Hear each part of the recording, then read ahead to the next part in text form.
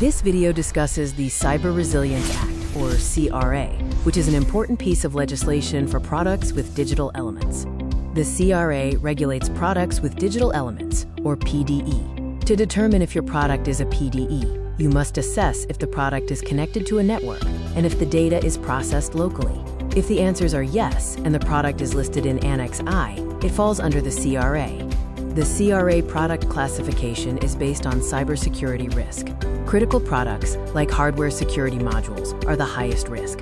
Important products, Class 1 and 2, cover a wide range of devices, while default products are general IoT consumer devices. Classification determines compliance requirements and costs. Important Class 1 products include network management systems, VPNs, and routers. Important Class 2 products include operating systems, hypervisors, industrial firewalls, and secure elements. Classification is based on the product's function and intended use, not just network connectivity. Let's look at two case studies, a general-purpose IPC and an IIoT gateway. The general-purpose IPC is categorized as default. The IIoT gateway, with its specific functionality, is categorized as important Class 2. The compliance path is determined by the product's market positioning and declared function. Compliance paths depend on the product classification. Default products follow Module A, a self-assessment. Important Class 1 products can use Module A or Module B plus C, involving a notified body. Important Class 2 products must use Modules B plus C or H, requiring a notified body for assessment. Module A is a manufacturer's self-assessment. Module B plus C involves a notified body for design and conformity assessment. Module H is a full quality assurance system reviewed by a notified body. The complexity and cost increase from Module A to H.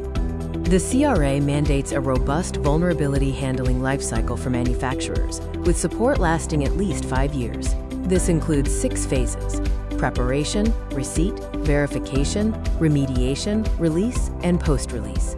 The CRA requires manufacturers to provide a software bill of materials, or SBOM. This list of software components improves visibility, enabling rapid response to vulnerabilities like Log4 Shell.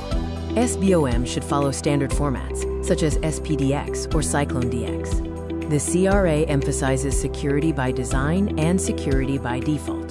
Security by design integrates security throughout the development process. Security by default ensures products ship with the highest security settings, like avoiding default admin credentials.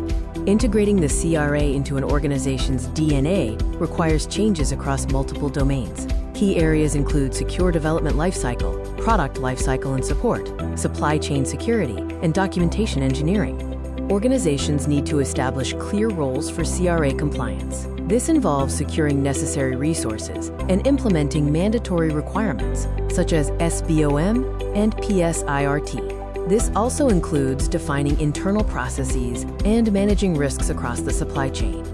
A strategic action checklist for CRA readiness includes inventory and classification of products, implementing SBOM, establishing a PSIRT, reviewing supply chain contracts, budgeting for compliance, and enhancing security testing.